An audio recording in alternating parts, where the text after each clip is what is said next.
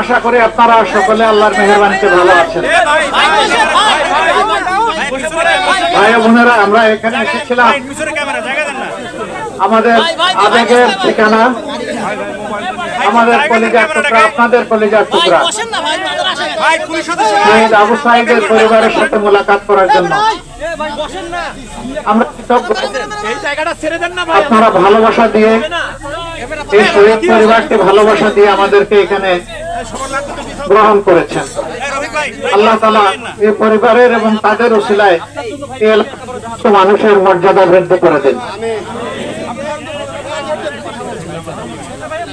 আমরা অঙ্গীকার ব্যক্ত করছি,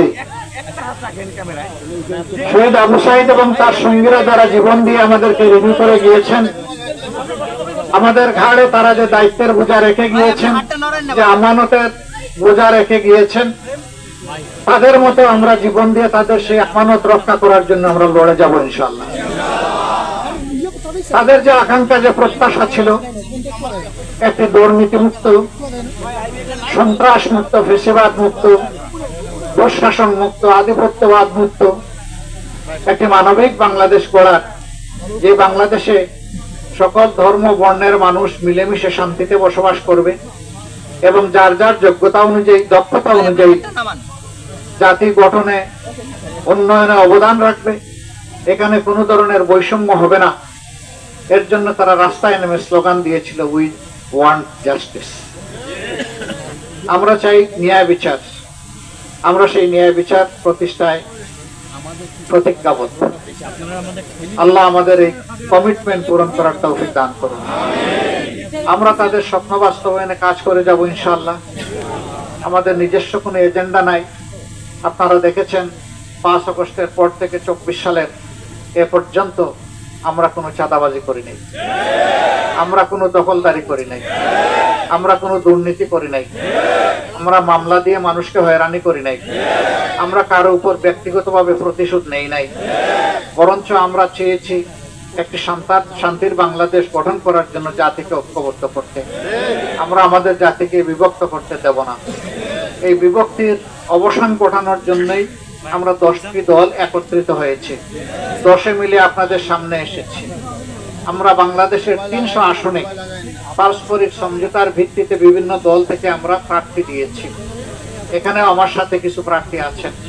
বিশেষ করে এই আসনে 10 দলের পক্ষ থেকে যাকে দেওয়া হয়েছে, একজন মুফাসসিরে কুরআন, বিশিষ্ট আলেমে দ্বীন, সারা বাংলাদেশের মানুষ যাকে মহব্বত করে, যাকে চিনে, সেই রকম একটা কণ্ঠ, একটা ব্যক্তিত্ব, আপনাদেরই এক সন্তান, আপনাদের কাছে আমরা দিয়েছি।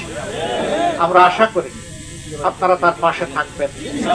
তার পাশে থাকার মানে বাংলাদেশের পাশে থাকা, তার পাশে মানে যুবকদের প্রত্যাশার পাশে থাকা, তার পাশে থাকা মানে মা বোনদের নিরাপদ একটা বাংলাদেশের একটা ঠিকানার পাশে থাকা। আমরা কথা দিচ্ছি, জীবন যাবে, অন্যায়ের কাছে মাথা নত করব। যেভাবে আবু সাঈদরা বুক পেতে দিয়েছিল, দেশের জন্য ওইভাবে বুক পেতে দিতে রাজি আছি, কিন্তু দেশের 1 ইঞ্চি জমির সম্মান কারো কাছে বন্ধক রাখবো না। আল্লাহ যেন এই তৌফিক দান করেন। আমরা এগিয়ে যাব, সবাই মিলে এগিয়ে যাব ইনশাআল্লাহ। সাংবাদিক বন্ধুরা আমাদের পাশে থাকবেন, সহযোগিতা করবেন। আজকে এতটুকুই। আল্লাহ তাআলা এই এলাকার উপর শান্তি এবং রহমত বর্ষণ করুন।